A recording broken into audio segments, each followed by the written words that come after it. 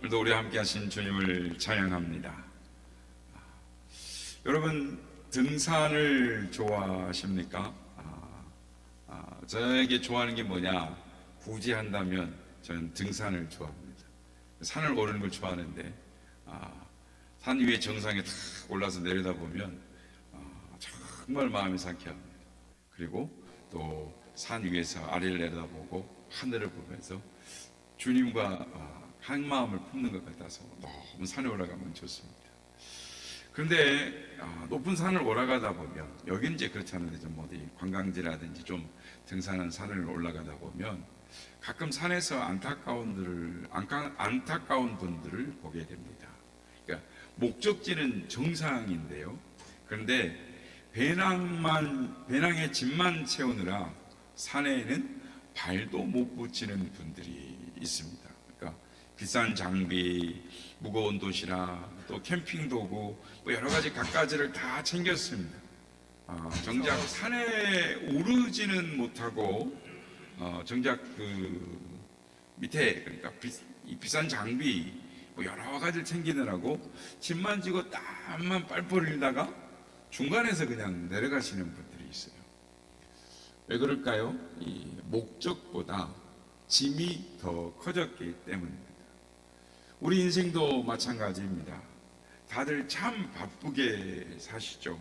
아침에 눈 뜨면 스마트폰부터 봅니다. 뉴스, 주식, 또 메일, 뭐 다들 관심사를 따라서 보고 또 모입니다. 그래서 뭐 부동산이 모이는 곳, 또 맛이 있는 집, 맛집, 뭐 다들 분주합니다. 그런데 대화의 핵심은 하나입니다. 어떻게 더 잘 살까? 어떻게 더 채울까? 신앙생활도 비슷하지 않습니까? 주일 이 자리에 모였습니다. 그런데 우리의 마음속 진짜 관심사는 무엇입니까? 혹시 우리가 산에 오르는 것이 목적인데 배낭에 짐만 채우느라고 산에는 발도 못 붙이는 등산객처럼 살고 있지는 않습니까? 300페이지가 넘는 두꺼운 책을 읽다가 보면 길을 잃을 때가 있습니다. 내가 왜 이 책을 읽고 있지? 그런 싶을 때가 있습니다. 그때 우리는 결론을 찾아서 주제를 확인해야 하는 것입니다. 우리 인생이라는 두꺼운 책도 그렇습니다. 매주 교회에 나오는데 목적을 잃고 사는 분들이 참 많습니다. 그럴 땐 결론을 봐야 하는 것입니다. 오늘 보면 마태복음 28장 16절에서 20절 말씀은 우리 인생이라는 두꺼운 책의 결론인 것입니다. 모든 권세를 가지신 예수님의 마지막 명령, 그 주님의 주된 관심사를 오늘 우리 마음에 새겨야 하는 것입니다. 성도 여러분, 우리가 교회에 나오는 목적이 무엇입니까? 주님의 심장 소리를 우리 심장에 새기는 우리 모두가 되시기를 예수님의 이름으로 축복합니다. 첫째로, 교회는 떡을 나누는 것이 아니라 생명을 낳는 것입니다. 성도 여러분, 교회는 떡을 나누는 것이 아닙니다. 물론 우리가 함께 친구와 교제하며 떡을 나눕니다. 그러나 그게 주된 목적이 아니라 교회는 생명을 낳는 것입니다. 초대교회, 사도행전 교회는 가는 교회였습니다. 앞으로 나가는 교회였습니다. 세상을 향하여 나아가는 교회였습니다. 살아있는 신앙은 모이기만 하지 않습니다. 끊임없이 흩어집니다. 살아있는 신앙은 움직이는 것입니다. 여러분, 마태복음 28장 19절을 주목해 보십시오. 너희는 가서 모든 민족으로 제자를 삼아 그랬습니다. 이 문장에서 주님의 본래 의도가 담긴 핵심 단어는 무엇일까요? 헬라어 원문은 분명하게 말씀합니다. 바로 제자로 삼아. 이게 동사입니다. 제자를 삼아라. 주님은 교회를 많이 세우라고 하지 않으셨습니다. 숫자를 늘리라고도 하지 않으셨습니다. 주님의 지상 명령은 오직 하나, 제자를 만드는 것이었습니다. 전도를 하는 이유도 제자를 삼으라는 것입니다. 세례를 베풀고 가르치고 지키게 하는 모든 일들을 통하여 예수의 제자를 삼으라는 것입니다. 그러니까 주님의 주된 관심사는 제자 삼는 것이었습니다. 예수님이 제자를 삼아라 했던 이 제자라는 단어는 매우 의미가 깊습니다. 그러니까 예수님께서 이 말을 사용하셨다는 것은 제자라는 단어는 이 잠시 머물렀다가 사라져버리는, 그러니까 대중, 군중 혹은 무리와는 구별되는 단어입니다. 주님의 공생의 기간에 주님은 12 제자에게 모든 것을 쏟아 부으셨습니다. 우리가 사복음서를 보면 예수님께서 병을 고치고 귀신을 쫓아내고 여러 가지 기적을 베푸시는 것 같지만, 그러나 그 모든 일들은 사실은 예수님의 열정을 어디다 쏟아 부으신 것이었느냐? 12 제자에게 모든 것을 쏟아 부으시는 과정이었다라는 것입니다. 지상의 사역을 마치시고 하늘로 승천해 떠나가시면서 당신의 사역을 당신의 제자들에게 위임을 해주십니다. 제자 삼으라는 명령을 수행해야 한다는 것이 주님의 주신 대사명의 가장 중심이 되는 명령인 것입니다. 성도 여러분, 초대교회가 왜 세상을 뒤집었습니까? 그들에게는 허수가 없었기 때문입니다. 이름뿐인 군중이 아니라 진짜 예수를 믿고 그분을 따르는 제자들로 꽉 차 있었기 때문입니다. 오늘날 우리는 모이면 여러 가지 질문을 합니다. 당신은 예수를 믿습니까? 구원의 확신이 있습니까? 혹은 교회를 다니십니까? 어느 교회를 다니십니까? 몇 년 동안 다니셨습니까? 몇 명이나 모입니까? 이것은 중요한 주제이지만 사실은 그렇게 중요한 이야기가 아닙니다. 필요하긴 하지만 이런 것들은 부수적인 주제들이라는 것이죠. 이러한 것들은 우리들의 관심사이지 주님의 입장에서는 대화의 주제가 아닙니다. 일관성 있는 주님의 관심은 당신은 그리스도의 제자인가입니다. 일반적으로 이 목사님들이 모이면 교인 수와 헌금 액수에 대한 이야기를 하는 경우들이 있습니다. 교인의 숫자로 성공과 실패를 다룰 때가 있는 것이죠. 외형적인 평가입니다. 그러나 예수님은 그러지 않으셨습니다. 주님의 관심사가 뭐라고요?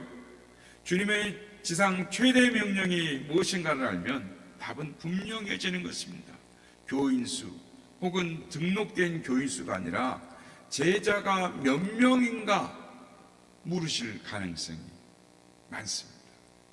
주님께서 저에게도 물으신다면, 고목사야, 네 교회에 몇 명 모이냐?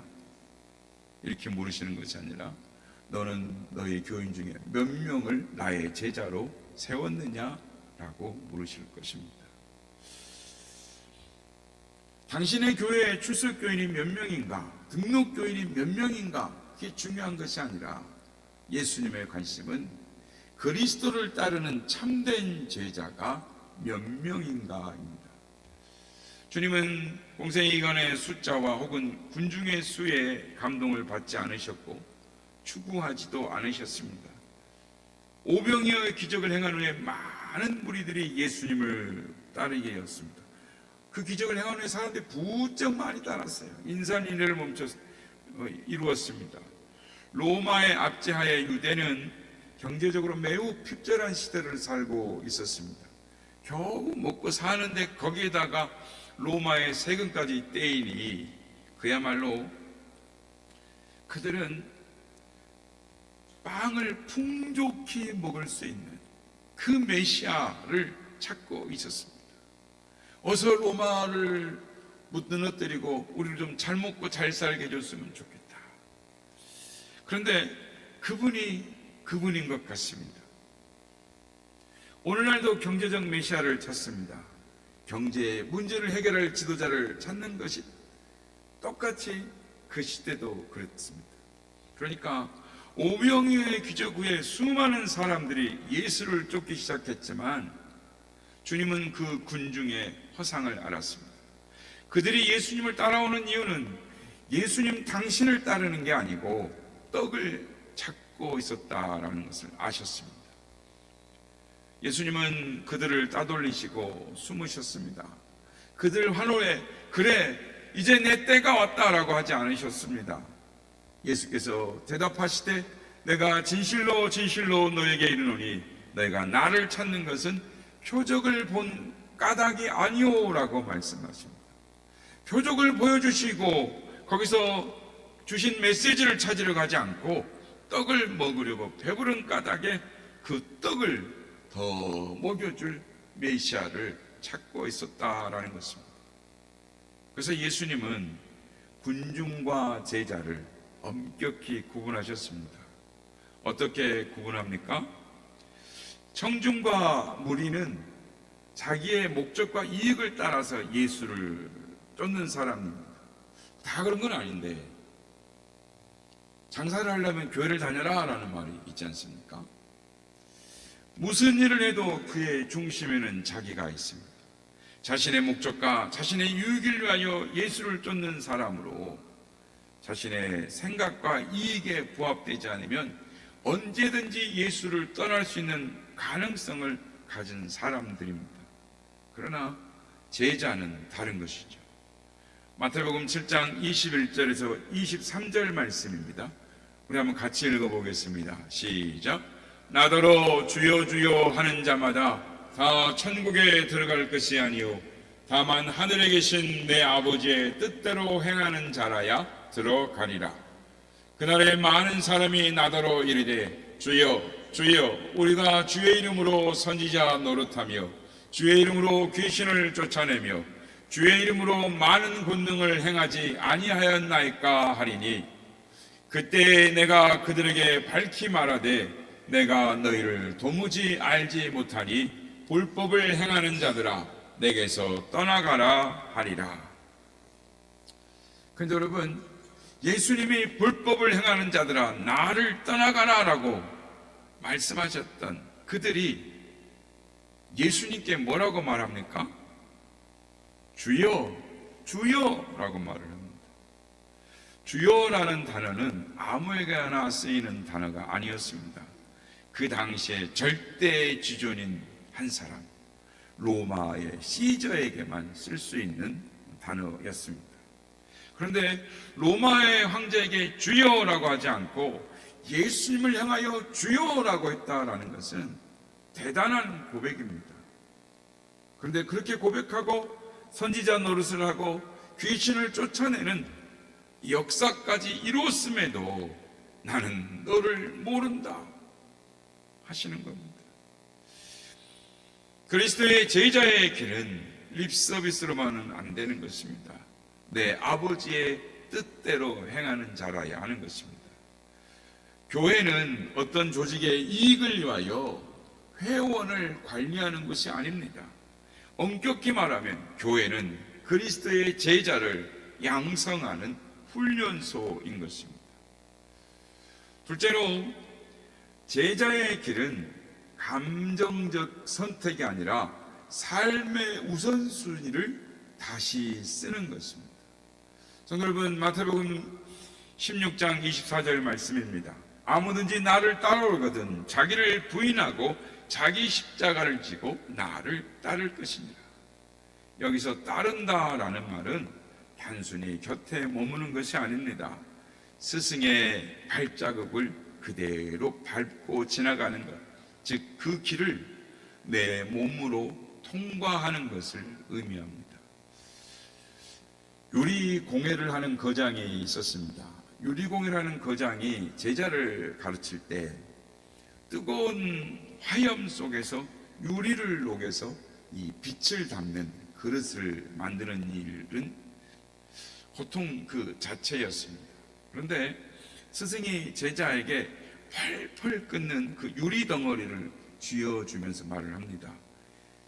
빛을 빚으려면, 빛을 담는 그릇을 만들려면 이 화염을, 이 불꽃을 견뎌야 한단다. 제자는 손이 상처투성이가 되고 손이 데이고 뜨거운 열기에 눈썹이 타들어갔습니다. 하지만 제자는 도망치지 않았습니다. 스승이 요리를 시키는 그 짧은 타이밍, 모양을 잡는 그 섬세한 그 손놀림과 압력, 눈이 아닌 자신의 상처난 손으로 배우고 익혔습니다. 어느 날 제자가 완성한 요리를 보고 스승의 눈물을 흘리며 말을 합니다. 너가 나의 기술이 아니라 이제 내 마음을 너가 온전히 가졌구나. 제자가 스승의 기술을 흉내낸 것이 아니라 스승의 그 고통스러운 마음을 이제 그 제자가 자기의 삶으로 통과시켜 스승과 같은 길을 가고 있다는 것에 스승이 눈물을 흘린 것입니다. 제자도는 바로 이것입니다. 주님의 고난을 내 삶으로 통과하며 그분의 심장을, 그분의 마음을 내 심장에 이식받는 것입니다. 우리는 예수를 믿는다라고 말하면서 정작 그분의 발자국을 밟지 않으려고 합니다.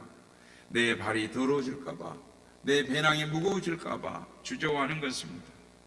그러나 진짜 제자는 다릅니다. 제자는 자기를 부인하는 자입니다. 내가 주인 되었던 인생의 운전대를 주님께 내어드립니다. 십자가를 진다는 것은 고통 그 자체가 아니라 내 고집과 욕망을 십자가에 못 박고 주님과 함께 걷는 참된 자유를 경험하는 시작이 되는 것입니다. 탁월한 영성가 달라스 윌라드는 이런 말을 합니다. 신약 성경은 예수님의 제자들에 관한, 제자들에 의한, 제자들을 위한 책이다. 우리가 지금 신약 시대를 살아가고 있죠. 초대교회의 제자들은 예수를 따르는 그 순간부터 투옥과 죽음을 각오했습니다.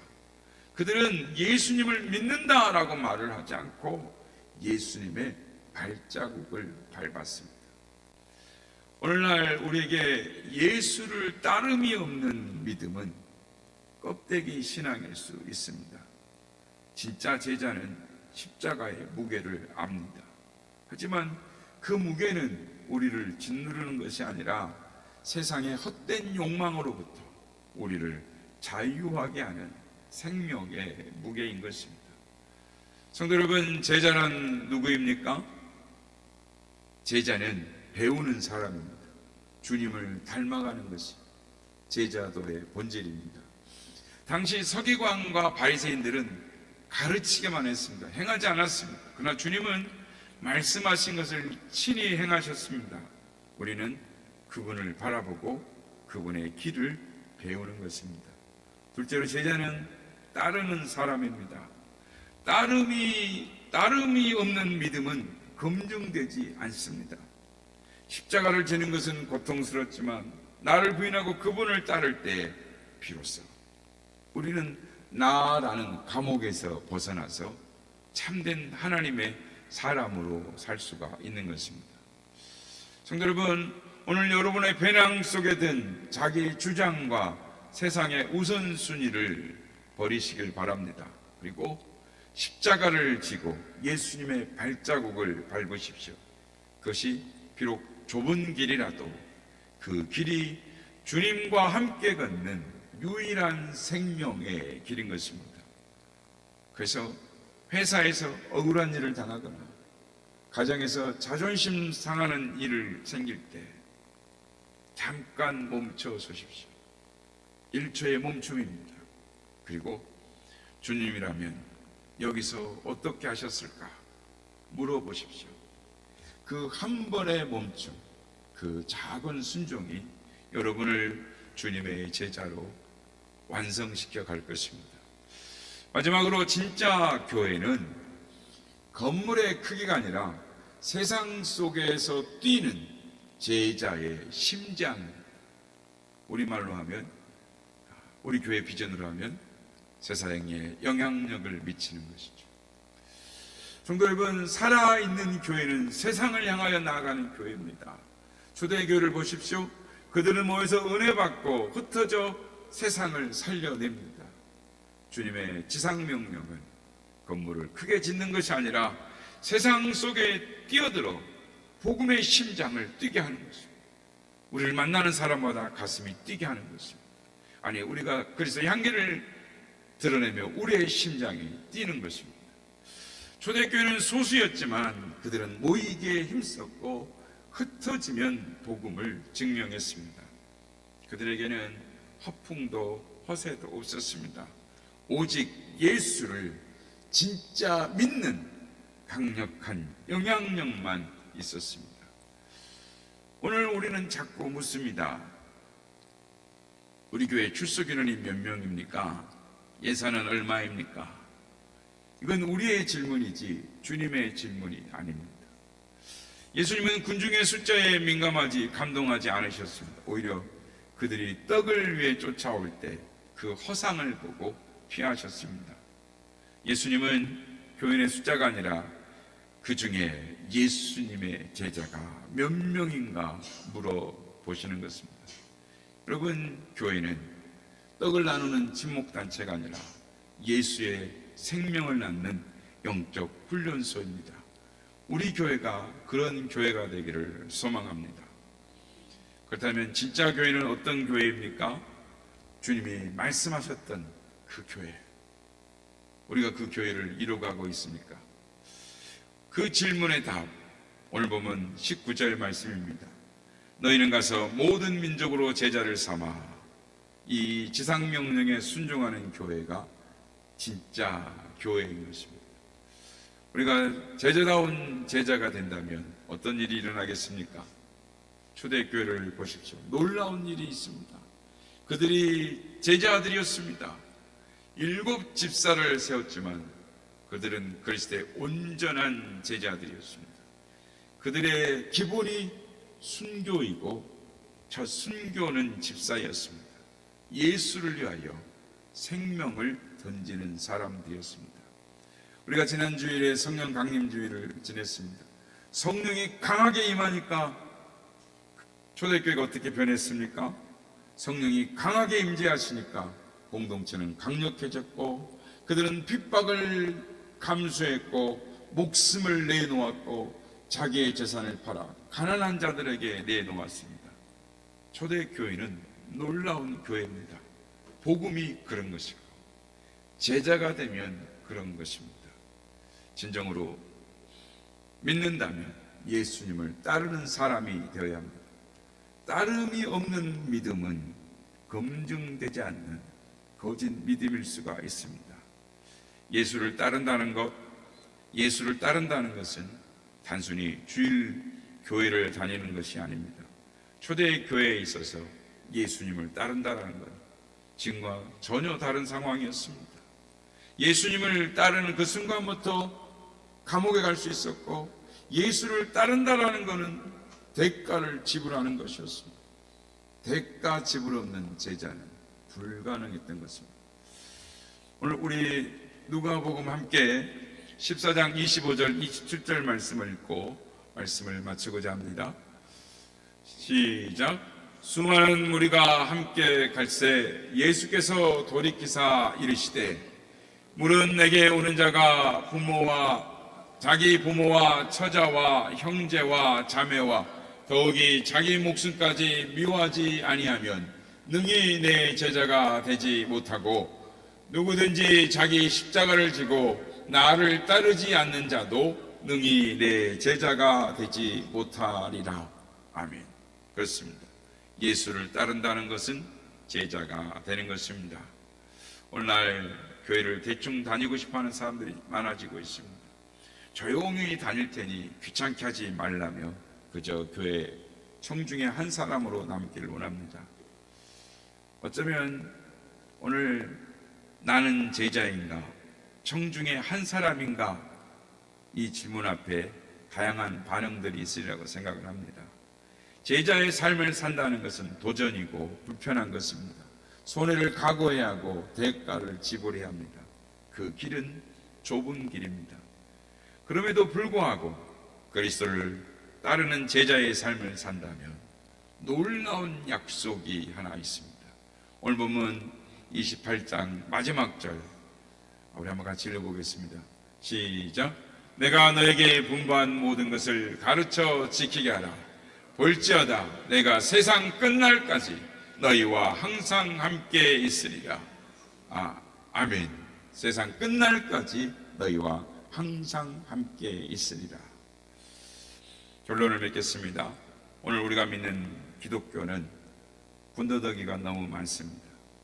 제도, 시스템, 교파, 직분 이런 것들이 필요한 것이지만 이것보다 제자도가 앞서면 교회는 힘을 잃어버리는 것입니다. 초대교회를 보십시오. 그들에게는 아무것도 없었습니다. 오직 예수 복음이 그들의 심장에 꽂혀서 복음의 심장에 맞아서 삶이 뒤집어진 사람들만 있었습니다. 교인으로서 10년, 20년을 살면 무슨 의미가 있겠습니까?